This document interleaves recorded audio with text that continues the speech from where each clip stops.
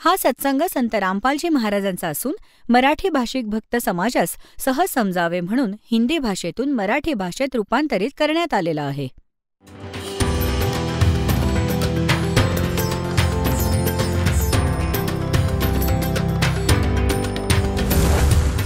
और ज्ञान सब ज्ञान डी कबीर ज्ञान सो ज्ञान और जैसे घोड़ा तोब कायम करता चले मैदान. जगद्गुरु तत्वदर्शी संत रामपालजी महाराजांचे अमृत वचन सर्व पवित्र धर्मांच्या व पवित्र शास्त्रांच्या आधारावर. दीक्षा घेतल्यावर वाईट सवयी सोडायच्याच असतात की वाईट ग्रहण थोडेच करतात. तर तिने काय सांगितले की जो सत्संग आमच्या गावात व्हायचा सत्संग, मी तिथे जात होते, तर त्या सगळ्यांना बिडी वाटायचे प्रसादाच्या रूपात एका प्लेटमध्ये घालून, आणि सोबत एक काडेपेटी आणि काडी ठेवायचे आणि म्हणायचे ओढ ओढ प्रसाद आहे हा. तर मी पूर्वी ओढत नव्हते, पण त्यांनी शिकवले, मग ओढायला लागले. हा आजार अजून जडला मला, तर हे तर मी सोडून देईन. मग तिने सांगितले की मी व्रत करते. मग सांग कोणतं व्रत करते? की शुक्रवारचे. मी म्हटले की ताई, हे सगळे व्रत वगैरे सोडावे लागेल जर भक्ती करू इच्छितेस. तर म्हणाली जी व्रत नाही सोडणार मी. तिची बहीण म्हणू लागली, तू तर म्हणत होतीस मी सगळे म्हणणे मानीन, आता तू व्रतावर अडलीस. मी तिला विचारले, ताई हे शुक्रवारचे व्रत का करतेस तू, कशासाठी? तर ती सांगू लागली की मी कथा, काय क्रिया आहे याची, काय फायदा आहे याचा, ती कथा ऐकवते. की एकीचा नवरा परदेशात गेला होता कोणत्या कामधंद्यासाठी, अशी कथा आहे. संतोषी मातेच्या शुक्रवारच्या व्रताने काय फायदा आहे ते सांगू लागली. आणि मग तिची खूप वर्ष झाली होती, तिचा नवरा दूर निघून गेला, तो विसरला, घरी नाही आला. संतोषी माता एका बहिणीला दिसली तिला, जिचा नवरा बाहेर गेला होता दूर परदेशात, आणि तिने सांगितले की तू माझे 16 शुक्रवारचे व्रत कर, तुझा नवरा घरी येईल. तर तिने 16 शुक्रवारचे व्रत केले. 16व्या शुक्रवारीच जे व्रत होते त्या दिवशी तिचा नवरा घरी आला, म्हणून तिची पूजा करते. अगं इथे तुझा तर रोज येतो, रोज मारतो, तर काय होणार शुक्रवारच्या व्रताने, अकलेशी चोर. चल, तिचा तर नवरा दूर गेला होता, त्याला तर बोलावले संतोषी मातेने, तुझा तर डेली येतो आणि डेली मारतो तुला, आणि तरी पण शुक्रवारचं व्रत आहे का अक्कल तुझ्यात? तर इथे परमात्मा म्हणतात के संसारी दी गल्ला चिन्ह ना बुद्ध सब जो गैरे नो, सत्याशी परिचित होऊ इच्छित नाहीत आणि और ऊंची थलियां खेती वो ये भूल गए निज डेरे नो. परत काय सांगतात कि ये संसार समझदा नाही कहंदा श्याम दोपहरे नो. आणि पुण्यात्म्यांनो, स्टार्ट सत्संग इथून झाला होता. बाई तन दर सुखिया कोई ना देखा, जो देखा सो दुखिया हो, उदय अस्त की बात करते हैं, मन सबका किया विवेका हो, सबका किया विवेका हो. इथे म्हणतात झूठे सुख को सुख है ये मान रहा मनमोद, ये सकन से बिना काल का कुछ मुख में कुछ गोद. तर काय सांगू इच्छितात आदरणीय गरीबदास साहेबजी की ये संसार समझदा नाही कहंदा श्याम दोपहरे नो. जसा एक दारू पिऊन पडला होता. ज्येष्ठ जूनचा महिना, हरियाणा क्षेत्र, पंजाब, राजस्थान, उत्तर प्रदेश. इथे जूनमध्ये भयंकर उन्हाळा असतो आणि दारू पिऊन तो बाहेर पडला बिलकुल मैदानात. आणि त्याला त्याचा मित्र म्हणतो, उठ बाबा, खूप दुःखी आहेस तू, तोंडाला फेस आलाय, घाम आलाय, वाळूवर झोपलायस, उठ तुला सावलीत झोपवतो. तो दारूच्या नशेत म्हणतो, सोड ना, मजा येत आहे. तिथे उन्हात पडला आहे, वाळूत पडला आहे, घामाघूम झालाय, आणि त्याला म्हणतो सोड, मला मजा येते. तर परमात्मा म्हणतात, तुम्ही भांग प्यायली आहे काळाची. कबीर ये माया अटपटी सबगट आणडी, और किस किस न समजाऊं या कुआ भांग पडी. तर असे आपण या दुःखाला सुख मानत आहोत या नशेमध्ये. मग काय सांगतात, जसे एक नातेवाईक दुसऱ्या नातेवाईकाला, म्हणजे मित्र किंवा रिलेटिव्हला, कोर्टमध्ये भेटला, कचेरीत, आणि तिथे भेटताच हात मिळवताच विचारले काय चाललंय, म्हणतो मजेत आहे. कोर्टामध्ये आणि मजेत काय काम, तिथे तर भीतीने घाबरगुंडी उडते. कोर्टमध्ये पण मौज आहे. तिथे गेलेल्या व्यक्तीला 2 मिनिटात चिंता वाटते की वकील नाही आला, साक्षीदार नाही आला, अमुक नाही आला, आणि असं म्हणतो काय हाले तर सगळं ठीक आहे. कोर्टमध्ये जाणाऱ्या व्यक्तीला पण मौज आहे. परत हॉस्पिटलमध्ये गेला, कोणाचा मुलगा आजारी होता, मित्र त्याला भेटायला आले, आता त्याला विचारतात बाकी ठीक आहे म्हणतो की ना, मुलगा तर आजारी आहे, बाकी मौज आहे. मुलगा मरायला टेकलाय आणि बाकी ठीकठाक आहे. तर परमात्मा म्हणतात संसार समजदा नाही केंदा श्याम दुपारी नो. जसे ज्येष्ठाचा महिना आणि दुपारच्या वेळेला आणि कोणी हे म्हणेल की गार वाटत आहे, तर त्याने संध्याकाळ पाहिलीच नाही आहे. तर संध्याकाळच्या वेळी जो गारवा असतो, तर दुपारच्या वेळी उन्हात तापत असलेला तो हे म्हणत आहे की केंदा श्याम दुपारी नो, म्हणजे या दुःखालाही तुम्ही सुख मानत आहात. झूठे सुख को सुख कहे ये मान रहा मन मोद. ये सकल चबीना काल का कुछ मुख में कुछ गोदे. मग काय सांगतात परमात्मा? भाई सुरपति दुखिया भूपति दुखिया रंग दुखी बपरीती हो. कह कबीर और सब दुखिया एक संत सुखी मन जीती हो. संत सुखी मन जीती हो. सुरपती देवतांचा राजा इंद्र पण दुःखी, आणि संपूर्ण पृथ्वीचा राजा पण दुःखी, आणि रंक तर स्वाभाविक दुःखी, आणि जो गरीब आहे तो तर दुःखी आहेच आहे. तर परमात्म्याने सांगितले आहे और सब दुखिया एक संत सुखी मन जीती हो. म्हणजे परमात्म्याच्या शरणात जो प्राणी येईल, पूर्ण सद्गुरूंच्या शरणात येण्याने, त्या खऱ्या परमात्म्यांची भक्ती करण्याने त्याला एकतर असे ज्ञान प्राप्त होते की तो सांसारिक या अवडंबरांपासून दूर होतो. तर त्याला ज्ञान असे निर्मळ मिळते की ऐसा निर्मल ज्ञान है ये निर्मल करे शरीर और ज्ञान मंडलीक है भाई चकवे ज्ञान कबीर. तर त्याला ज्ञान असं निर्मळ मिळतं की इथून पिच्छा सोडवून पार होईल. ना घराची खूप आवश्यकता, ना बंगल्याची, ना जास्त इथे नखरे चालत नाहीत. कारण आपले परमात्मा सर्व ब्रह्मांडांचे पालक, सगळ्याचे रचनाकार, एका झोपडीत टाइमपास करत होते आणि हाताने कपडा विणून निर्वाह करून दाखवत होते, जे सगळ्यांचे पालन करणारे. नाहीतर ते एक वचनाने खूप मोठा महाल बनवू शकत होते. विटा सिमेंट आणण्याची जरूरत नव्हती. ते आपल्याला हे सांगू पाहत होते की या घाणेरड्या लोकातून बाहेर पडू इच्छिता तर इथली बकवास सोडावी लागेल. केवळ इथून जन्म आणि मृत्यूपासून सोडवणूक पाहिजे तुम्हाला, तर ही भक्ती करा. गीता अध्याय नंबर 7 श्लोक नंबर 29 म्हटलं आहे, गीता ज्ञानदाता म्हणतो, जो माझ्या ज्ञानाचा आश्रय घेतो आणि तत्वदर्शी संताचा जो शोध घेतो, आणि ती व्यक्ती जे फक्त जरा आणि मरणातून सुटण्याचा प्रयत्न करत आहेत, ते या तत्ब्रह्मशी परिचित झाले आहेत आणि सगळ्या अध्यात्मज्ञानाशी परिचित झाले आहेत आणि ते सगळ्या कर्मांशी परिचित आहेत. तेच प्राणी जरा आणि मरणातून सुटण्याचा प्रयत्न करतात. या संसारातील कोणत्या सुखाची ते कामना करत नाहीत. तर इथे आल्याने तुम्हाला हे ज्ञान मिळेल आणि मग हे समर्थ तुम्हाला ज्या गोष्टींची आवश्यकता असेल, बकवास नाही ऐकणार तुमची, तुम्हाला आवश्यकता असेल तर तुम्हाला लगेच आणून देतील, कोणतेही कारण बनवून. तर यासाठी इथे परमात्मा म्हणतात, कहे कबीर और सब दुखिया एक संत सुखी मन जीती हो. मन जिंकणे हेच असते की जसे आपण इथले हे जे नाचणे गाणे याचे तर ज्ञान झाले, ही तर बकवास आहे बिनकारणाची. आता नाचत गात आहेत, ढोल वाजवत आहेत, डीजे वाजवत आहेत, दुसऱ्या दिवशी नवरदेवाचा मृत्यू होतो, डोके आपटून रडत आहेत, वाजवा डीजे. तर इथे संत म्हणतात, नानक साहेबजी म्हणतात, ते ना जाने काल की कर डारे किस विध ढल जा पासावे. अर्जुना के सरते मौत खुडक दीवनानु केडा हसावे.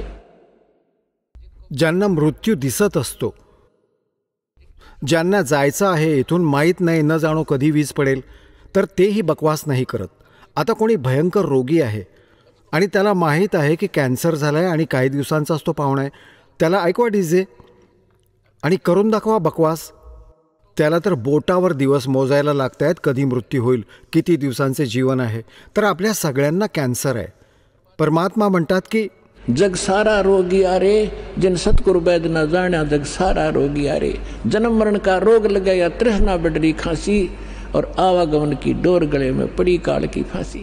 तर आपल्याला हा काळाचा फास दिसला पाहिजे. आणि जेव्हा इथून जाण्याची श्रद्धा बनवू तेव्हा आपले मन जिंकले जाईल, तेव्हा मन जिंकले जाईल. या ज्ञानाने आपण उलटे फिरू आणि मग परमात्मा सोबत राहतील. म्हणतात पे कारण कौन है कर सेवा निकाम. सेवा म्हणजे पूजा. और मन इच्छा फल दूंगा जब पड़ा मेरे ते काम. तर अशा प्रकारे ही सत्साधना करण्याने तुमचा पण मोक्ष, तुमच्या मुलांचा पण मोक्ष.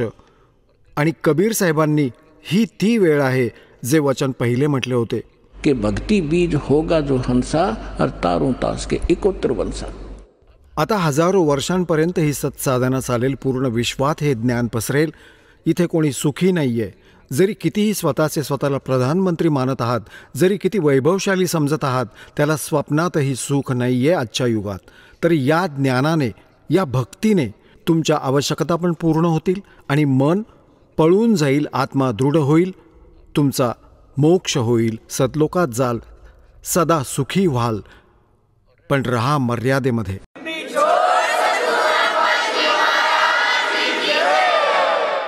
आता तुम्हाला काही भक्तांचे अनुभव ऐकवतो. कारण की पुण्यात्म्यांनो, ज्ञानाच्या बरोबर तुमचं मन तेव्हाच दूर होईल जेव्हा तुम्हाला माहीत पडेल की इथे असे असे सुख पण मिळत आहे. ज्ञान तर तुम्हाला माहीत पडलेच अद्वितीय आहे आणि समाधान पण अद्वितीय आहे. हे सगळे खरे माना.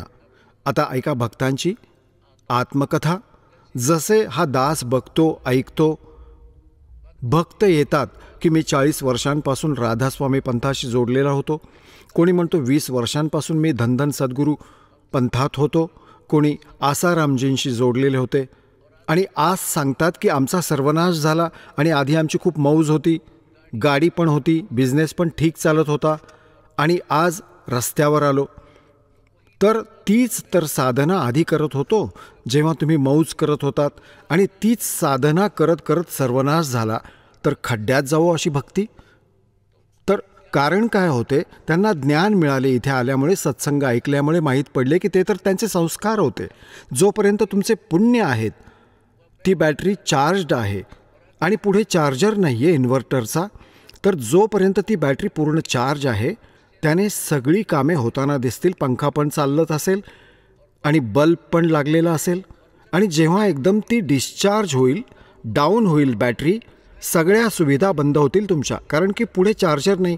तर सतभक्तिरूपी चार्जर या आत्म्याचा परत आणावा लागेल. हे पूर्वजन्माचे पुण्य ज्याचे पण जसे चालत आहेत ते तोपर्यंत चालतील. आणि जेव्हा पापाची वेळ चालू होईल तेव्हा संकटावर संकटे येतील आणि मग ती साधना बिलकुल तुम्हाला मदत करणार नाही. कारण की अगोदर पण ती साधना लाभदायक नव्हती, कारण तुम्हाला ज्ञान नव्हते. ज्यामुळे त्या नकली संतांचे उलटे सुलटे वचन ऐकून आणि तुम्ही त्यांच्या मागे लागलात. उनके विषय में बताया कि चातुर प्राणी चोर हैं, ये मूड मुगत हैं ठोट, और संतों के निकाम के उनको दोगल दोट. मग परमात्मा म्हणतात खो के लश्कर फिरे. या पंथांचे लष्कर म्हणजे टोळ्याच्या टोळ्या फिरत आहेत. ये बाणी चोर कठोर, और सतुर धाम ना पहुंचेंगे ये 84 के ढोर.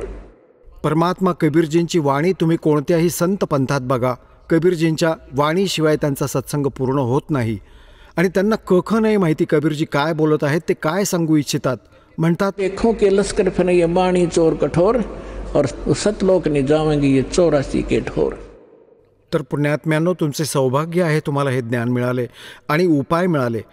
तुमचे कल्याण आणि तुमच्या मुलांचे कल्याण निश्चित होईल. हे लिहून घ्या अवश्य कोणत्या डायरीमध्ये, जे हा दास वचन बोलत आहे. तुमची नौका पार होईल जर यावर ठाम राहिलात, नियमित राहिलात.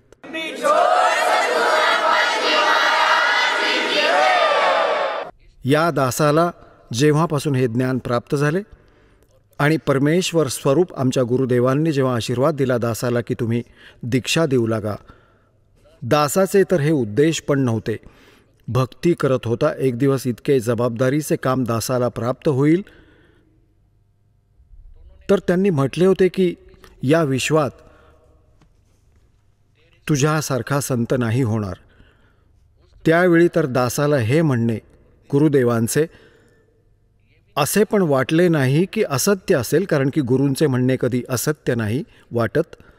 परंतु मी माझ्या लायकीशी परिचित होतो की मी तर एक भक्त पण पूर्ण नव्हतो, आणि हे म्हणत आहेत की तुझ्यासारखा संत नाही होणार विश्वात. म्हणतात सतगुरु बोले, संत बोले सैद सुबह और पलट दे ब्रह्मंड. पुण्यात्म्यांनो, तुमच्यासाठी सगळे काम झाले आहे, तुमचे सौभाग्य आहे. तर म्हणतात ये संसार समजदा नाही कहंदा श्याम दोपहरी. चुकीच्या साधना करतात, चुकीच्या भगवानांचा आश्रय घेऊन बसले आहेत. म्हणतात यालाच सुख मानत आहात, आणि मानव शरीर प्राप्त करून जर ही सद्भक्ती आणि ही सत्साधना तुम्ही नाही केलीत तर गरीबदास ये वक्त जाता रोग इस पैरी. की हे मनुष्य जीवन एकदा हातातून निसटले तर नाही माहीत किती मोठे संकट तुमच्यावर कोसळेल. तर सौभाग्य आहे तुमचे, तुम्हाला हे स्थान मिळाले, हे खरे नाम मिळाले व खरे ज्ञान मिळाले. भक्ती करा, इतरांना पण समजवा जे तुमच्या संपर्कात येतील, परंतु प्रेमाने. कारण की पहिल्यांदा तुम्हाला पण असे अव्वाच्या सव्वा वाटले असेल, जसे कबीर साहेबांना गोरखनाथजींना कबीर साहेबांनी म्हटले होते, गोरखनाथ में सबका गुरुआ. सगळ्यांचा गुरु आहे मी, सद्गुरू आहे, जगद्गुरू आहे. गोरखनाथ में सबका गुरुआ. तर गोरखनाथजींनी म्हटले होते की तुमरा वचन मोह लाग गए कड़ुआ. की तू कसे स्वतःलाच सगळ्यांचा गुरु सांगत आहेस, जगद्गुरू म्हणत आहेस, एक धाणक, एक विणकर. तर कबीर साहेबांनी म्हटले होते, कड़ुआ लगे सो मीठा होई, हमरी बात पती जैसोई. आज तुला कडू लागत आहे गोरखनाथ, जर विश्वास ठेवशील तर हे गोड होईल. तर पुण्यात्म्यांनो, अशाच प्रकारे आपल्याला पण पहिल्यांदा एक वेळ कडू लागले होते, परंतु आज हे स्वादिष्ट झाले, कारण ज्ञानच हे असे आहे. तर म्हणून तुम्ही पण तुमचे कल्याण करा आणि पूर्ण विश्वात याचा डंका वाजवा. सगळे भाऊ बहिणी सुखी होतील. सगळे आपण एका पित्याची मुले आहोत. सतलोकात जाऊ जिथे आपले स्थान, मूळ स्थान आहे. बोलो सतगुरुदेव.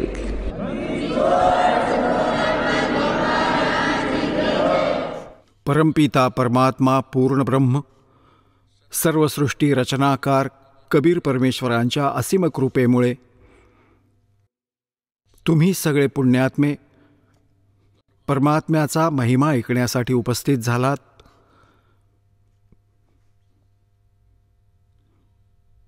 परमेश्वर आपली माहिती, आपल्याविषयी यथार्थ ज्ञान आणि संपूर्ण सृष्टीच्या रचनेची माहिती स्वतःच प्रदान करण्यासाठी या काळाच्या लोकात सशरीर येतात, सशरीर जातात. जसे की तुम्हाला खूप वेळा सृष्टी रचनेमध्ये सांगितले आहे की तुम्ही सगळे मुंगीपासून हत्तीपर्यंत जितके पण पशुपक्षी, जलचर आणि जितकेही रंकापासून राजापर्यंत मानव शरीरधारी प्राणी आहेत, हे सगळे त्या परमात्मा कबीरजींचे आत्मा आहेत. आणि आपण आपल्या पायावर स्वतःच कुऱ्हाड मारून घेतली आहे आपल्या चुकीमुळे. तरी पण म्हणतात मुले चुका करतातच, मातापिता तरी पण त्यांच्याकरता त्यांच्या बचावाचा भरपूर प्रयत्न करत राहतात जितके त्यांचे सामर्थ्य असते. पुण्यात्म्यांनो, अजून तुम्ही बालक आहात, मुले आहात. या ज्ञानामध्ये ज्यावेळी तुम्हाला या परमात्म्याचे यथार्थ ज्ञान होईल आणि तुमचा आत्मा स्वीकार करेल एके दिवशी की खरोखरच हे स्थान ठीक नाही, आणि जे ज्ञान दास सांगत आहे कोणा आयऱ्या गैऱ्याचे कथन नाही आहे किंवा कोणत्या नाटकीय कवीने बनवलेले एका फॉर्मॅलिटीचे दोहे श्लोक नाही आहेत. हे God given complete spiritual knowledge आहे, जे स्वतः परमात्म्याने येऊन ज्ञान सांगितले आहे. याच्याबरोबरच ते परमात्मा त्यांच्या लीलेच्या अनुसार जे ते लीला करतात, सतलोकातून आले व ज्या महापुरुषांना ते भेटले त्यांना सतलोकात घेऊन गेले, त्या स्थानावर घेऊन गेले जे आपले मूळ स्थान आहे, जिथे तुम्ही व आम्ही सगळे राहत होतो. तुमचा परिवार होता, तिथे सगळी सृष्टी अशीच आहे. असेच नर आणि नारी असे तेथे सगळी मुले आहेत, सगळ्या सुविधा आहेत. त्याचीच डुप्लिकेट नक्कल काळाने इथे करून ठेवली आहे. एकतर सोन्याची खेळणी असतील आणि एक मातीचे कुंभाराने बनवलेली, तर त्यात आणि यात खूप अंतर असते. ती कुंभाराने बनवलेली खेळणी तर 2 मिनिटात तुटतील, हातपायांना टांग मिळेल त्यांची. आणि सोन्याची बनवलेली कुठेही आपटा उचलून त्यांचं काही नाही बिघडत आणि किंमत खूप असते. तर सतलोकात तुम्हाला असे शरीर मिळेल ज्याचा कधीही नाश होत नाही. त्यात वृद्धावस्था नाही आहे, म्हातारपण नाही आहे. सदा तरुण बनून राहाल. आणि ज्या क्रियांना तुम्ही इथे करता, सैरसपाटा करणे प्रत्येक आत्म्याला हवे असते. हिल स्टेशनवर फिरून येऊ, तिथे जाऊन बागेत ढोलीतून फिरू, या सगळ्या सुविधा तुम्हाला सतलोकात प्राप्त आहेत. प्रत्येकाच्या घरात असे आहे. आणि फिरण्यासाठी तुमच्याकडे विमान आहे. तिथे विमान, इथे तर एक मोटरसायकल असली तरी मोठी गोष्ट मानतो आपण. आणि 6व्या दिवशी पेट्रोल घालावे लागते की लांब फिरायला जायचं आहे. तर तिथे काही पण नाही आहे. निष्कर्मे मोक्ष तिथे प्राप्त होतो. काम न करता सगळी सुखे तिथे प्राप्त होतील. परंतु ते असेल इथे केलेल्याचे प्रतिफळ. जसे मुलगा विद्यालयात जातो आणि विद्यालयात जर त्याला तो ती सुखे प्राप्त करत राहिला जी त्याला नोकरी प्राप्त करण्यासाठी प्राप्त करायचे होते, विद्यालयात तर तो असाच सैरसपाटा करत राहिला, TV चित्रपट बघत राहिला, गाणी ऐकत राहिला, जे त्याचे उद्देश आहे ते तो करत नाही आहे, तर तो पुढे जाऊन खूप दुःखी होतो. अशा प्रकारे जे विद्यार्थी स्वतःच्या खऱ्या मनाने अभ्यास करतात, सफल होतात, मग त्याला त्या फील्डमध्ये जाऊन त्या सुविधा प्राप्त होतात जे त्याच्या शिक्षणाचेच प्रतिफळ असते. ठीक अशा प्रकारे तुम्ही विद्यार्थी आहात. ज्यांना मानव शरीर प्राप्त आहे, हे पोशाख आहेत वेगवेगळे. जसे विद्यालयात जाणाऱ्या विद्यार्थ्यांचा वेगळा गणवेश असतो, अशाच प्रकारे तुम्हाला ज्यांना मानव शरीर प्राप्त आहे पूर्ण विश्वात, त्यांचा परमात्मा मिळवण्याच्या युनिव्हर्सिटीमध्ये विद्यालयात प्रवेश प्राप्त झाला आहे. यांचे इतके छान मार्क्स होते की यांना प्रवेश मिळाला आणि हा ड्रेस मिळाला. नाहीतर कुत्र्या गाढवाचा डुकराचा पोशाख हा पूर्वी तुम्ही घातला होता. ज्याला पण आज मानव शरीर प्राप्त आहे किंवा कधीही होते, तर त्याचे उद्देश वेगळेच असते. आणि उद्देशाला सोडून ते इथेच घर, बंगला, कार, नाटक, सिनेमे, पत्ते खेळत राहतात, राजनीतीवर गप्पा मारत राहतात. ते विद्यार्थी फेल होतात. आणि फेल झाल्यानंतर मग त्यांना किती त्रास होतो. आणि जी मुले शिकतात, शिक्षण ग्रहण करून जातात, चांगले मन लावून, पुढे जाऊन त्यांना मोठे सुख प्राप्त होते. अशा प्रकारे तुम्ही विद्यार्थी आहात. या दासाने सांगितल्याप्रमाणे हा सिलेबस तुम्ही करत राहिलात, तुमचे दैनिक काम पण करत राहा. परमात्म्यात विशेष ओढ निर्माण करा. जास्त वेळ परमात्म्याचा महिमा ऐकण्यात व ऐकवण्यात, मंत्रांचा जप करण्यात सकाळ संध्याकाळ आणि दुपारचे जे नित्यनियम सांगितले आहेत ते करण्यात जास्त वेळ घालवा. आणि जे कार्य तुम्ही कधी करू शकत नव्हता आणि ना तुम्ही विचार करू शकत होता की आपल्याला या सुविधा प्राप्त होऊ शकतात या जीवनात, मग तो परमात्मा तुम्हाला इथले पण सुख देईल.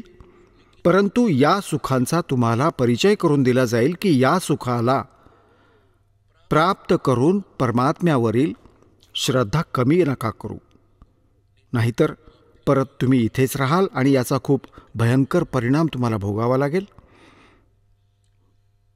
तर पुण्यात्म्यांनो, तुम्ही बालक आहात. तुम्हाला माहीत नाही तुम्ही कोणत्या गलिच्छ लोकात राहत आहात. हे स्थान ठीक नाही आहे. भलेही इथे आज कोणी किती सुखी दिसत आहे आणि संपन्न परिवार आहे, सगळी मुले पण चांगली कोणी नोकरी करत आहेत किंवा कोणी त्याचा बिझनेस नीट करत आहे, मुलेबाळे आहेत, सगळ्या सुविधा उपलब्ध आहेत. हे तुमचे पूर्वजन्मातले जे शुभसंस्कार आहेत तेच मिळाले आहेत आणि त्यांना तुम्ही आरामात खर्च करत आहात. तुमचा बँक बॅलन्स आहे. जोपर्यंत तुम्ही कोणत्याही व्यक्तीचा बँक बॅलन्स आहे म्हणजे पूर्वीचे संचित धन त्याच्याकडे उपलब्ध आहे आणि त्याला तो कोणत्याही प्रकारे खर्च करेल, खराब करेल, कुठेही प्रयोग करेल. जोपर्यंत तो संचय राहील तोपर्यंत वाटेल जसे हा काही काम नाही करत तरी पण सगळी मजा करत आहे. परंतु ज्या दिवशी तो संचय समाप्त होईल मग बाबाला तुकडा पण नाही मिळणार खायला, कारण तो पुढे कोणते कार्य करत नाहीये. पूर्वीचा संचयच खर्च करत आहे. तर जे सत्साधना करत नाहीत आणि ज्या साधना करतात, शास्त्रविधी सोडून मनमाने आचरण करतात, ते दोघेही आपल्या जीवनाचा नाश करत आहेत. आणि एक सगळ्यात मोठी चूक अज्ञानतेच्या कारणाने आपल्याकडून झाली आहे की आपण बघतो अमुक व्यक्ती ना कोणी कधी परमात्म्याला आठवतो आणि ना कोणते असे धर्मकर्म करतो.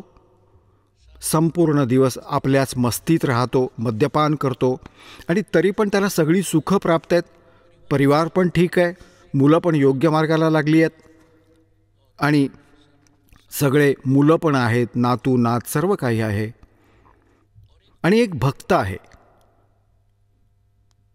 तो सगळी भक्ती पण करत आहे, दान धर्म पण करत आहे, सत्संगाला पण येतोय आणि त्याला तरीही कोणत्या ना कोणत्या अडचणी येत राहतात. कोणता ना कोणता त्रास घेरतोच. आता ज्ञानाशिवाय प्राणी इथे मार खातात. तो हा विचार करतो काय फायदा आहे या भक्तीचा. ही व्यक्ती समोरची कधी रामनाम घेत नाही, कोणती धर्म नावाची गोष्टही जाणत नाही, तरी याला सगळी सुख प्राप्त आहेत आणि आम्ही सगळं काही करत आहोत तरीसुद्धा कोणते ना कोणते दुःख येतच आहे. तर पुण्यात्म्यांनो, या ज्ञानाला आधार बनवून जगा जे भगवानाने सांगितले आहे.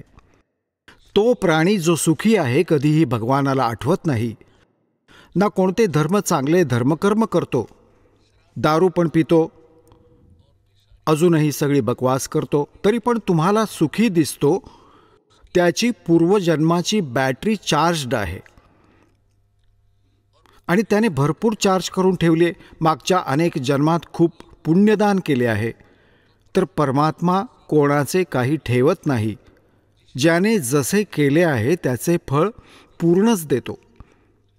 आता जशी इन्व्हर्टरची बॅटरी चार्ज करून ठेवली आहे, पुढे चार्जर काढून टाकला किंवा चार्जर लावून ठेवला आहे तर करंटशिवाय कनेक्शन नाही ज्यामध्ये आणून ठेवलं आहे. तर तो आहे जो शास्त्रविधीला सोडून मनमाने आचरण करतो. तो आपला चार्जर त्यामध्ये लावून ठेवत आहे ज्यात लाईट नाही आहेत, वीज नाही आहे. नकली संत आणि चुकीच्या साधना करतात आणि जे बिलकुल लावतच नाहीत चार्जर, साधना करतच नाहीत तरी पण सुखी आहेत, तर बॅटरी चार्ज आहे त्यांची. आणि जे चुकीच्या स्थानावर जिथे वीज नाही आहे तिथे प्लग लावून बसले आहेत आणि ते पण सुखी जाणतात स्वतःलाच, कारण त्यांची पण बॅटरी अजून चार्ज आहे, परंतु तो चार्जर ठीक नाही आहे आणि जे नाही लावत ते पण ठीक नाही आहे. जोपर्यंत त्यांचे पूर्वजन्मातले पुण्य असतील तोपर्यंत ते सुखी असतील. आणि जेव्हा सुरू होईल पापाचा काळ, संकटावर संकटे येतील, त्यांना समजणार नाही असे का झाले, आपल्यासोबत असं का झालं. तर भक्तांनी या गोष्टीला लक्षात ठेवलं पाहिजे की परमात्मा, जर तुम्हाला कोणता त्रास भक्ती करता करता सुद्धा होत आहे, एखादा अजाण भक्त म्हणतो की मी पाठ पण केले, ज्योत पण लावली, सगळी भक्ती पण करत आहे, 1 वर्ष झालं आणि तरी पण मला असं झालं, माझी म्हैस मेली, कोणता फायदा दिसत नाहीये. अरे भल्या माणसा, ही पण काय गोष्ट बोललास तू. हे तर समजून न घेता माणूस बोलू शकतो असा माणूस जसे थंडीच्या काळात तुम्हाला सल्ला दिला गेला आहे तुमच्या आईवडिलांकडून, बाळा स्वेटर घाल, पॅन्ट घाल, बूट घाल, आणि थंडी जास्त आहे. आता पॅन्ट पण घातली आहे, बूट पण घातलेत, जाड शर्ट घातला आहे आणि स्वेटर पण घातला, आणि तरीही थंडी वाजत आहे. तर काय ते मूल हे म्हणेल की मी सगळं काही घातलंय तरी पण थंडी वाजतीये, यांनी काय बचाव केला माझा? आता पुण्यात्म्यांनो, काही भक्त अनेक अजाण म्हणतात आम्हाला काही फायदा नाही झाला, मी तर भक्तीच सोडून देईन. तर या गोष्टी आहेत, या ज्ञानाला योग्य तऱ्हेने चांगल्या पद्धतीने न समजल्यामुळेच मनात अशा प्रकारची जी दुर्भावना निर्माण होते. त्यासाठी सत्संग लक्षपूर्वक ऐकला पाहिजे. आता ज्या व्यक्तीने थंडीचे सगळे कपडे घातलेले आहेत आणि तरी पण थंडी जाणवत आहे, तर ती थंडी खूप आहे. आणि तो असं म्हणतो की काय फायदा हे कपडे घालण्याचा, जर्सी घातली आहे, स्वेटर घातलं आहे. तर त्याचं उत्तर हे आहे की जर हे नसते घातले तर निमोनिया होऊन मेला असता आधीच. त्यांनी त्यांच्या स्तराचा बचाव केला आहे तुमचा. परंतु थंडी जास्त आहे, जाणवत राहील, नुकसान नाही करणार तुमचं आता. आणि हे नसते घातले तर निमोनिया होऊन मेला असता. तर पुण्यात्म्यांनो, जी भक्ती तुम्ही करत आहात, साधना करत आहात, पुण्य करत आहात, दान करत आहात, तुम्हाला स्वेटर, जर्सी आणि शाल घातली जात आहे, आणि तरी पण काही नुकसान होत असेल तर होऊ दे. कारण की तुमच्या पापकर्मांची थंडी खूप जास्त आहे, परंतु ती नुकसान नाही करू शकत. थोडंफार तुम्हाला आभास नक्की होईल, जसे हात गार पडतील, कानांना गारगार हवा लागेल, परंतु हानी नाही करू शकत, कारण तुम्ही संरक्षणासाठी खूप कपडे घातले आहेत. ही गोष्ट लक्षात ठेवा. आणि दुसरी गोष्ट ही आहे की कबीर परमेश्वरजी सांगतात, आपलं मन पक्क करायला, मन पक्क करणं म्हणजे या मार्गावर स्थिर ठेवण्यासाठी, आणि यथार्थ ज्ञान सांगतात. कबीर सुख के माथे पत्थर पड़ो, जो नाम हृदय से जावे, बलिहारी उस दुख के जो पल पल नाम रटावे. आता परमात्मा म्हणतात अशा सुखाला आग लागू दे, खड्ड्यात जाऊ दे, ज्यामुळे भगवानांचा विसर पडेल, तुमचं नाव आठवणार नाही. परमात्मा असे सुख नका देऊ. और बलिहारी व दुख के जो पल पल नाम रटावे. पुण्यात्म्यांनो, बघा, आपल्याला आत्तापर्यंत ज्ञान तर कख पण नव्हतं अध्यात्म मार्गाचं. तसे आपली परंपरागत साधना पुण्यात्मे करतातच, ते टिकू नाही शकत, थांबू नाही शकत. त्यांच्या आत्म्यात इतकी तळमळ असते. आता परमात्मा आपल्याला थोडेफार कष्ट अवश्य देतील. जर तुम्हाला सगळी सुखे इथे प्राप्त झाली तर तुम्ही तेच आहात जे सगळ्या सुखांना सतलोकात धुडकावून आला आहात.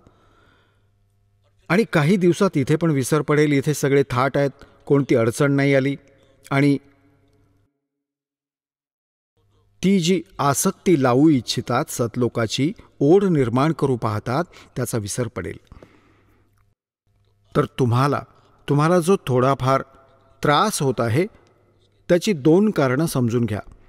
एक तर हे समजा की हे परमात्मा तुमच्या शरणात आणि तुमची भक्ती करता करता आणि हे दानधर्म करता करता पण मला कष्ट होत आहेत.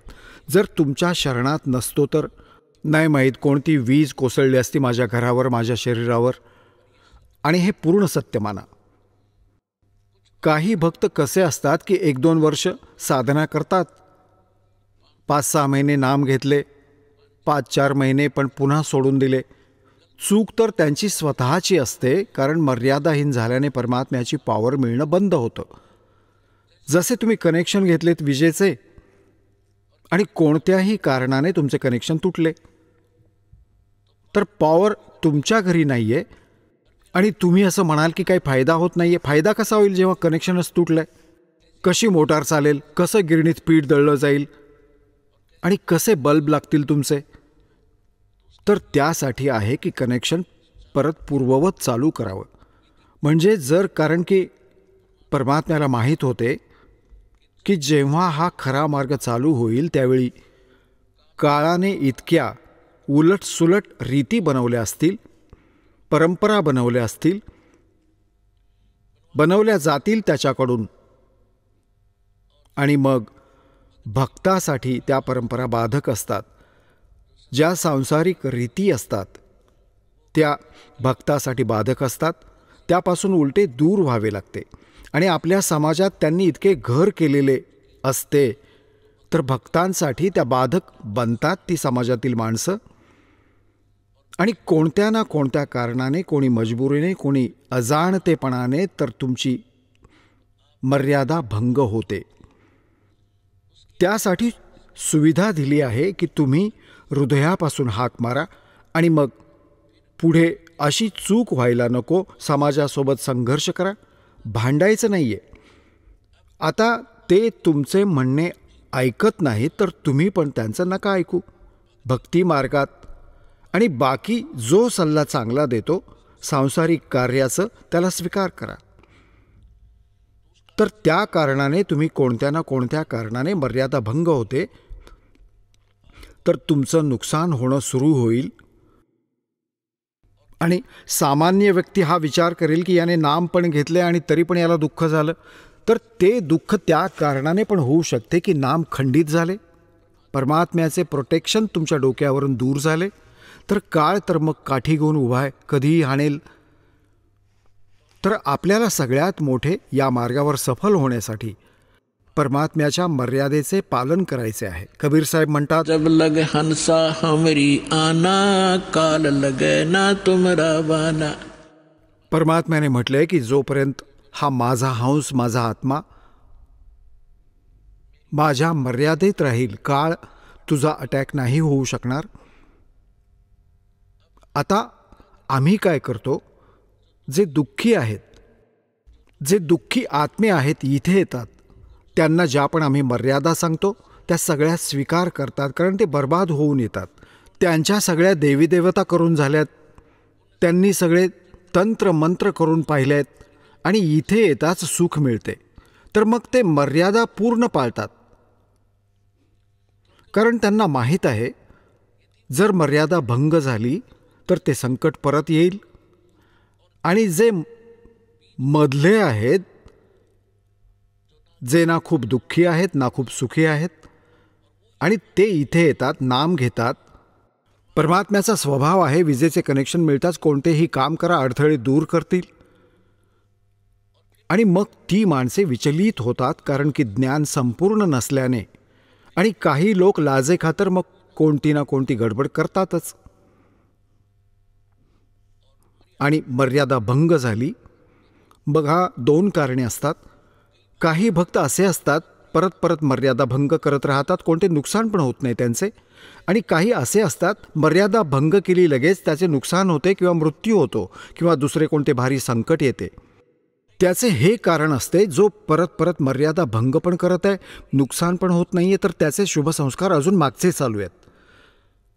आणि ज्याने मर्यादा भंग केली आणि मृत्यू झाला तर त्याचा संस्कार होता मृत्यूचा. आणि मर्यादा भंग झाल्यामुळे परमात्म्याचे प्रोटेक्शन दूर झाले आणि तिथून त्याची वेळ पण आली.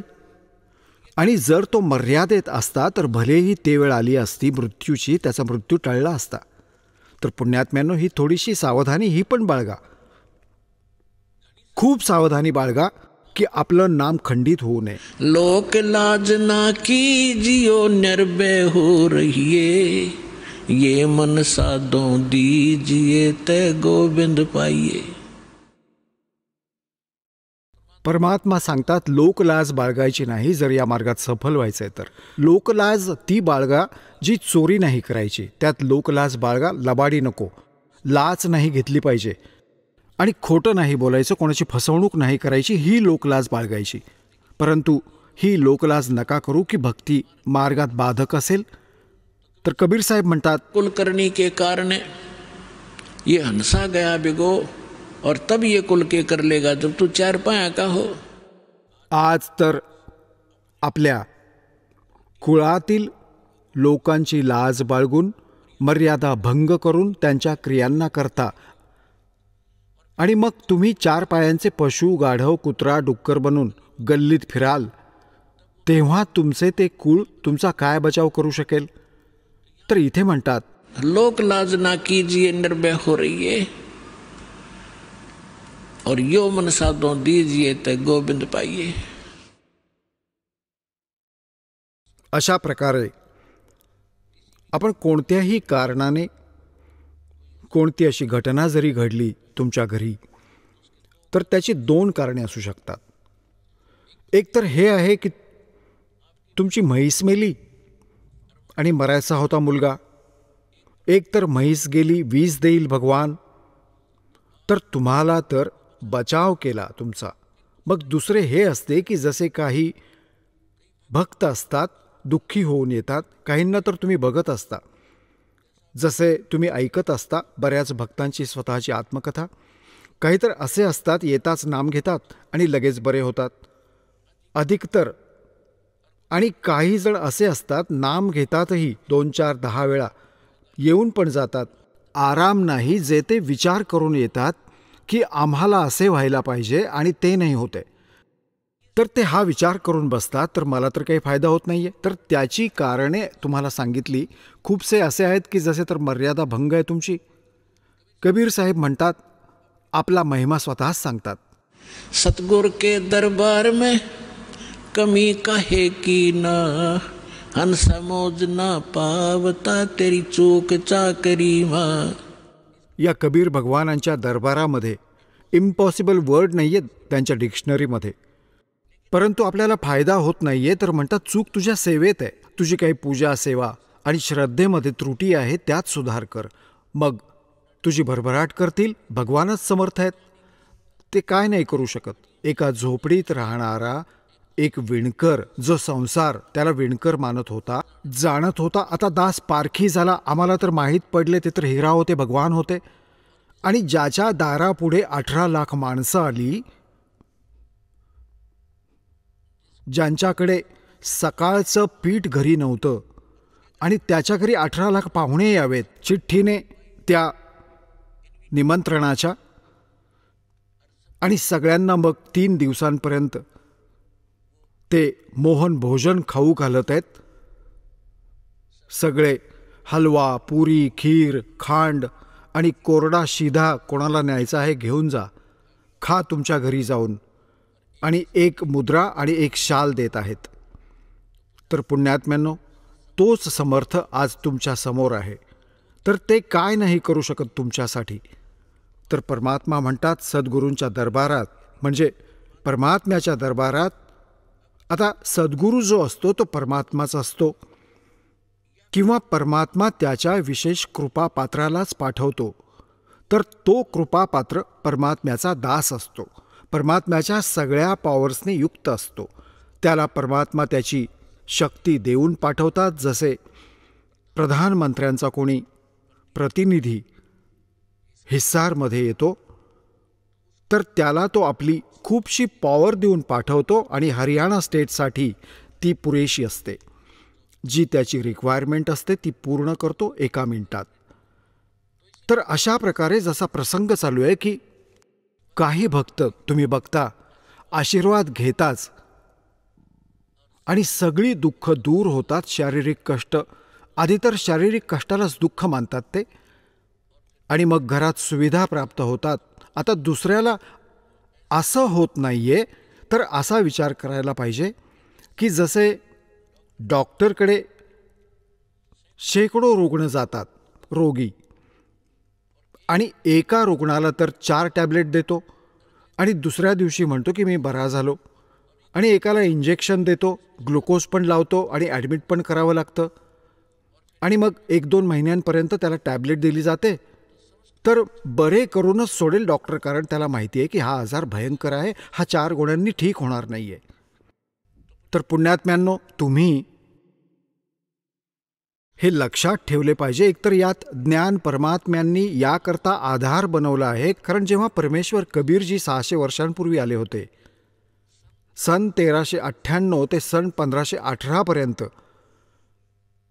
जेव्हा परमात्मा इथे आले होते तेव्हा त्यांनी आपल्या त्या सर्व लीला करून दाखवल्या होत्या जे भगवान करत असतात. तर जो प्रसंग चालू आहे त्याकडे येऊया की जसे कोणाला ॲक्सिडेंट झाला कोण्या व्यक्तीचा आणि तो हॉस्पिटलमध्ये जातो आणि त्याच्या शरीरातून रक्त येत आहे, वाहत आहे, तिकडून त्याचा पाय फ्रॅक्चर झाला आहे दुसरा आणि त्याला वेदना खूप होत आहेत.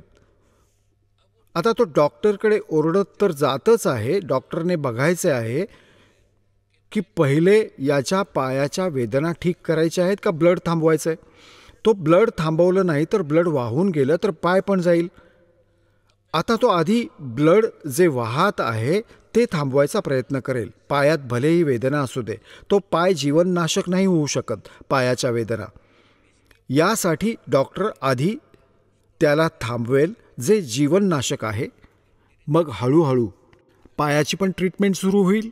अशा प्रकारे तुम्ही जे उद्देश घेऊन येता आणि ते पूर्ण होत नाही तर परमात्म्याने आम्हाला हे ज्ञान दिले. जेव्हा परमात्मा 600 वर्षांपूर्वी आले होते, 120 वर्ष राहून गेले होते, सन 1398 ते सन 1518 पर्यंत 120 वर्ष. तर त्यावेळी 64 लाख शिष्य झाले होते परमेश्वराचे, एका धाणकाचे, विणकराचे, झोपडीत बसलेल्या निर्धन व्यक्तीचे. जर त्यांना झोपडीत जाऊन माणूस बघेल तर असा विचार करेल की हा संत कुठून आहे, हा तर गरीब मजूर व्यक्ती आहे. आता जसे आज TV चॅनेल बनवले, परमात्म्याने दिले हे नॉलेज, तुमच्यातील जे बुद्धिमान लोक आहेत, भक्त आहेत, त्यांना तर ही गोष्ट पक्की समजेल की ही जी पण आज इंटरनेट सिस्टीम, YouTube इत्यादी बनवले आहे आणि ही इलेक्ट्रॉनिक सिस्टीम बनवली आहे ती परमात्म्याने दिली आहे ही बुद्धी. आता जसे हे अध्यात्म मार्गाचे ज्ञान आजपर्यंत कोणत्या ऋषी, महर्षी आणि मोठे मोठे विद्वान जे दिसतात कोणाकडेही नव्हते, आणि हे ज्ञान या दासाला दिले आणि असे उलगडून दाखवले. सामान्य माणूस समजू शकतो. तुमच्याकरता किती सुविधा झाली, नाहीतर ही गीता वाचता वाचता किती दिवस झाले होते. आणि या गीतेला फर्स्ट क्लासचे पुस्तक बनवले परमात्म्याच्या ज्ञानाने. पहिल्या इयत्तेच्या पुस्तकाप्रमाणे दिसतं, नाहीतर डोंगर दिसायचा आधी. तर या दासाला स्वतःची अक्कल व स्वतःची बुद्धी याची खूप माहिती आहे. कशी माझ्यात बुद्धी होती, मुश्किलीने पास होत होतो शिकायचो तेव्हा, आणि 6 वेळा वाचायचो तेव्हा एक लेसन लक्षात यायचा. आज त्या परमात्म्याने अक्कल दिली, बुद्धी दिली आणि हे सगळे सद्ग्रंथ उलगडून समजावले. तर गॉड गिव्हन माइंड आहे हे, ना की जीवाचे. आणि ठीक याच प्रकारे हे जे काहीही आज तुम्ही ज्याला वैज्ञानिक प्रगती मानत आहात, ही गॉड कबीर गिव्हन आहे तुमच्यासाठी, आपल्या प्रिय आत्म्यांना आपला महिमा व आपली माहिती, आपली ओळख सांगण्यासाठी, की जेणेकरून हे मला समजतील आणि पिच्छा सोडवून घेतील. हे विज्ञान मुळीच कामाला नाही येणार कोणालाही. आणि दुसरी कृपा केली दात्याने, विज्ञान दिले, डॉक्टरांना बुद्धी दिली, चांगली औषधे शोधली. तुम्ही पाहिले, आपण पाहिले आहे आपले पूर्वज, जेव्हा आपण पण छोटे छोटे होतो इतकी औषधे नव्हती. डोके दुखत असेल तर कपडा बांधून 3-3 दिवस पडून राहायचो, काम पण करू शकत नव्हतो. आणि आता हे घ्या, एक टॅबलेट, 10 मिनिटात तुमचं काम करा. तर आज जर तीच स्थिती असती, शरीराला त्रास झाला असता, तर भक्ती पण नाही करू शकत तुम्ही. तर आज अशी मेडिसिन जी दिली आहेत ती परमात्मा गॉड गिव्हन आहेत, कबीर साहेबांनी दिली आहेत. आज एक गोळी घेतली की आपले भजन करा आणि काम करा. तर असेच जेव्हा 600 वर्षांपूर्वी परमात्मा आले होते एका दिवसात, तिथे झोपडीत कपडा पण विणत होते आणि 1,000 ठिकाणी जाऊन प्रकट होत असायचे आणि सगळीकडे जाऊन त्यांचे ज्ञान ऐकवायचे. तेच ज्ञान एका जागी बोलायचे, तेच सगळीकडे अन्य रूपात तेच ज्ञान एकसारखे सगळीकडे बोलले जायचे. जसे आजकाल TV वरून, चॅनेलवरून इथे सांगितले जात आहे, विश्वात कुठेही बघू आणि ऐकू शकतो. तर त्यावेळी परमात्मा अशी लीला करायचे जसे आजकाल. तर कोण जसे आज जर कोणी हे करतात, परमात्म्याने आज केली असती ही लीला तर आज ती गोष्ट झाली नसती. कारण तर आज एका मिनिटात माहिती पडते की महाराजजी सत्संग तिथे करत होते, दुसरा तर इथे पण करत आहे, तिसरा कोणी तिथे पण करत आहे. तर ही एक सृष्टीक्रमात खळबळ माजली असती. आणि जादूगार म्हणायला लागतील यांना, तर जादूगार आहे हा. आणि त्यावेळी कोणाला माहीत नव्हते 10 किलोमीटर दूर काय घडतंय. 5 किलोमीटर एका आठवड्याने माहीत पडायचं. तिथे एक कोणी भक्त आला होता, कोणी संत भक्त सत्संग करत होता. तर आज परमात्म्याने आता ही पद्धत आजमावली तुमच्यासाठी. त्यावेळी तर व्हर्बली ऐकवत असायचे, जे ज्ञान तुम्हाला कबीर सागरमधून, कबीरवाणीतून दास ऐकवतो, समजावतो. परंतु ते नकली संत परमात्म्याच्या या ज्ञानाला नाकारत होते की हा खोटे सांगत आहे, काही नाही जाणत, धाणक आहे, विणकर आहे, शूद्र आहे, हा संस्कृत नाही वाचू शकत, संस्कृत तर ब्राह्मण लोक वाचतात. या नकलींचे काही चालले नाही. आणि त्यावेळी परमात्म्याचे 64 लाख शिष्य असणं, आजपासून 600 वर्षांपूर्वी पूर्ण इंडियाची 4 कोटी लोकसंख्या पण नसेल. आणि त्यावेळी इराक, इराण आणि हा पश्चिम व पूर्व पाकिस्तान, बलुचिस्तान, अफगाणिस्तान आणि गजनीपर्यंत हा संपूर्ण भारत होता. आणि सगळ्या भारतात 4 कोटी लोकसंख्या पण नसेल त्यावेळी. आणि त्यावेळी 64 लाख शिष्य होणं एका धाणक विणकराचे, काय तो मनुष्य होता का कवी होता तो? ते समर्थ शक्ती होते, ते कबीर भगवान होते. तर त्यावेळी परमात्म्याने ज्ञान हेच दिले, परंतु ज्ञान कमी, आपल्याला समाधान जास्त हवे होते. तर जो पण परमेश्वराच्या शरणात येत होता कबीर साहेबांच्या, तर त्याला सुख मिळायचे. कारण हा परमात्मा आहे, हा आमचा पिता आहे, हा आपल्या दुःखांना बघू शकत नाही आणि समर्थ आहे. आता जसे कोणी बालक आहे, मूल आहे, आणि कोणत्याही कारणाने त्याने कर्ज डोक्यावर करून ठेवलं आहे आणि पित्याकडे सामर्थ्य आहे, आणि तो पित्याकडे येतो की पिताजी असं असं झालं, तर ते म्हणतील बाळा यापुढे चूक नको करूस, तर घे हे तुझं कर्ज मी फेडून टाकतो. तर तो पुढे नीट वागला तर फायदा होईल. तर अशा प्रकारे हे समर्थ परमात्मा आहेत. जे पण परमेश्वराला शरण येत होते सगळे सुखी व्हायचे. असे 64 लाख शिष्य बनले.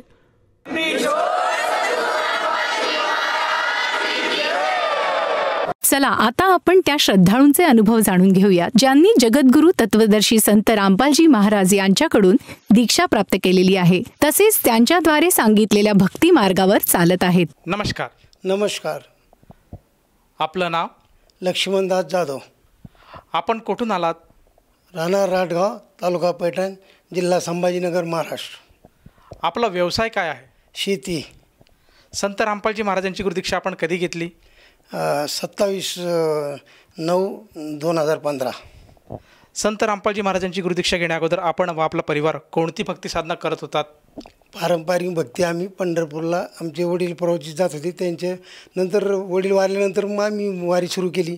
प्रत्येक महिन्याला वारीला जात होतो आणि रोज मी शिवलीला अमृत घरी वाचत होतो. आणि कुठं गावात सप्ताह असला, सप्त्यात कार्यक्रमात राहत होतो, भजनाला जात होतो, आणि पुन्हा दिंडीत वर्षातून एकदा जात होतो. बस एवढी भक्ती करत होतो. सर, जसं तुम्ही सांगतात की महाराष्ट्रामध्ये जी प्रचलित पारंपरिक भक्ती साधना आहे, जसं की वारकरी संप्रदायामध्ये पंढरपूरला जाणे, त्याचप्रमाणे व्रतवैकल्य करणे, पाठ करणे, या सर्व भक्ती साधना आपण करत होतात. तर संत रामपालजी महाराजांच्या ज्ञानाबद्दल आपल्याला माहिती कशी कळाली आणि तुम्ही त्यांच्या शरणात कसे आलात? त्याचं कारण असं आहे सर, मला हे भक्ती करताना मला दारूचं व्यसन जडलं. खूप दारू प्यायला लागलो मी. त्याच्यामुळं माझं भांडण हे व्हायला लागलं. एक दिवस खूप भांडण झालं माझ्या संग, हे झालं माझ्यावर आरोप यायला लागले काही बी. मग माझी मारहाण झाली, मला मार लागला. मी घरी बसून राहिलो. मला परमात्मा दयाने संत रामपालजी महाराज शिष्य होते, त्यांनी ज्ञानगंगा दिली. मी ती ज्ञानगंगा 8 दिवस वाचवली, मला पूर्ण समजली आणि मी सद्गुरू रामपालजी महाराजच्या शरण गेलो. सर, जसं तुम्ही सांगतात की संत रामपालजी महाराजांच्या शरणात येण्या अगोदर आपल्याला व्यसन होतं आणि आपले बरेचसे भांडणं होत होते आणि एका ठिकाणी आपल्याला मारझोडसुद्धा झाली आणि आपण दुःखी कष्टी असताना कुठेतरी आपल्याला संत रामपालजी महाराजांचं ज्ञानगंगा हे पुस्तक मिळालं आणि त्याचं तुम्ही अध्ययन केलं आणि त्यानंतर तुम्ही संत रामपालजी महाराजांची गुरुदीक्षा घेतली. मला विचारायचं की जेव्हा आपण संत रामपालजी महाराजांच्या शरणात आले त्यानंतर आपलं हे व्यसन सुटलं का? माझं व्यसन त्याच दिवशी, ज्या दिवशी नामदिशा घेतली त्या दिवशी बंद झालं. पुन्हा मला त्याची इच्छा नाही झाली. तंबाखू पण खातो मी, तंबाखू पण खात नाही, काहीच नाही, पूर्णच बंद होऊन गेलं. या गोष्टीला किती वर्ष झालेत? नामदीक्षा घेतल्यापासून 12-13 वर्ष झाली. म्हणजे 12-13 वर्ष झाले आज आपण व्यसन करत नाहीत? नाही करीत सहज, व्यसन बिलकुल करीत नाही आणि कोणाला आणून पण देत नाही किंवा सांगत बी नाही. या व्यतिरिक्त आणखीन काही संत रामपालजी महाराजांच्या भक्तीमुळे आपल्याला अनुभव आलेत का? खूप अनुभव आले सर. एक वेळेस मला हे कोरोना काळामध्ये कोरोना झाला होता. परमात्म्याच्या दयाने मी 15 दिवस दवाखान्यात होतो, पण परमात्म्याच्या दयाने लोकाला 2-2, 3-3 लाख रुपये लागले. मला फक्त 20,000त मी दुरुस्त होऊन घरी आलो. आणि नंतर मला एक दिवस असं झालं सर, आमचा बैल होता 4 दाताचा गोरा, त्याला बांधण्यासाठी पाणी पाण्यासाठी गेलो मी, असता ते दावं तोडलं आणि माझं तुटून पडला. त्याची माझी जवळजवळ 1-अर्धा-पाऊण तास झक्कडपकड चालली होती. परमात्म्याच्या दयाने मला सतनाम आठवलं, मी सतनाम केलं. बैल जागीच उभा राहिला आणि गार झाला, त्याला दम लागला, पण मला काहीच नाही, मी बसून राहिलो नुसतं. आणि परत निघून गेला बैल माझ्यापासून. नाही माझी त्या दिवशी मृत्यू नक्की निश्चित होणार होता. संत रामपालजी महाराज दयामुळं माझे हे वाचलो मी सर. सर, जसं तुम्ही सांगतात की संत रामपालजी महाराजांच्या दयेने आपण कोरोनाच्या अशा भयंकर आजारातून बाहेर आलात, त्याचप्रमाणे बैलाशी आपली झुंज झाली होती, त्यातूनसुद्धा आपण सुखरूप बाहेर आलात. ह्या सगळ्या लाभाव्यतिरिक्त आणखीन काही आपल्या कुटुंबाला संत रामपालजी महाराजांच्या सद्भक्तीमुळे काही अनुभव किंवा काही चमत्कार बघाव्यास मिळालेत का? सर, माझी नात 5 ते 6 फुटांवरून डोक्यावर पडली खाली. ती बेशुद्ध म्हणजे गार पडली. मी तशीच उचलली आणि परमात्मा पुढे नेऊन टाकली. चरणामृत दिलं ते 1 5 मिनिटांना पुन्हा ती सावध झाली, नाही तर मरती अवस्थेत पडलेली होती. हे एक लाभ झालेला आहे सर. पुन्हा आमचा मुलगा आम्हाला खूप त्रास द्यायचा, तो पण दारू व्यसनी होता, दारू प्यायचा आणि त्रास द्यायचा. परमात्म्याच्या दयाने ते पण बंद झालं आणि आता मुलगा खूप छान झाला आणि आमचं खूप सुखरूप चालू आहे. पुन्हा तिसरा असा झाला सर, आमची आर्थिक परिस्थिती जरा खालवली होती. परमात्म्याने आम्हाला असं डाळिंबाचे पैसे दिले, 1.25 एकरमध्ये 30 लाख रुपये झाले मागच्या वर्षी. सर, जसं तुम्ही सांगतात की संत रामपालजी महाराजांच्या शरणात आल्यानंतर आपल्याला व आपल्या परिवाराला बरेचसे लाभ झालेत, तर आपल्या ह्या अनुभवातून आपण आपल्यासारखे जे काही दुःखी कष्टी लोक आहेत, जे काही आपले गावकरी आहेत, जे समाज बांधव आहेत आणि जो श्रोतावर्ग आज TV चॅनलच्या माध्यमातून तुम्हाला बघत आहेत, या सर्वांना उद्देशून आपण काय संदेश द्याल? परमात्मा यांना एवढंच हात जोडून विनंती करू शकतो की या भक्तीसारखी भक्ती कोणचीच नाही, परमात्म्याशिवाय परमात्मा नाही. या भक्तीत या आणि परमात्म्याच्या शरणला या. सद्गुरू रामपालजी महाराजची नामदीक्षा घ्या आणि आपले कल्याण करून घ्या. जर साधकाला संत रामपालजी महाराजांची गुरुदीक्षा घ्यावयाची असेल तर तो साधक संत रामपालजी महाराजांची गुरुदीक्षा कशी घेऊ शकेल? आता जो इंटरव्ह्यू चालू आहे त्याच्या खाली एक पट्टी येते, त्या पट्टीवर नंबर येतात, त्या नंबरवर सगळे नामदान केंद्राचे हे असते त्याच्यावर फोन करून विचारून प्रत्येक जिल्ह्यात नामदान केंद्र खोललेले आहे परमात्म्याने, तिथे जाऊन आपण नामदीक्षा घेऊ शकता. सर, या नामदीक्षेसाठी किती पैसे लागतात? परमात्म्याच्या नामदीक्षेसाठी काहीच पैसे लागत नाही. आणि पुन्हा आपल्या भक्तीला जे लागतं पुस्तक, तुमचं पुस्तक, प्रसाद हे सर्व फ्री भेटतं. धन्यवाद सत साहेब.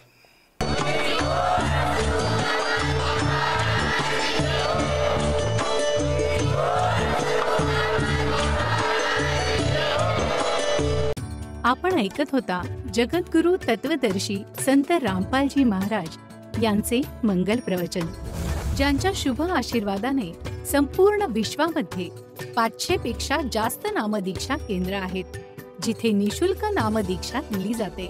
निशुल्क नामदीक्षा प्राप्त करण्यासाठी आणि अधिक माहितीसाठी संपर्क करा 7030303951 7030303952.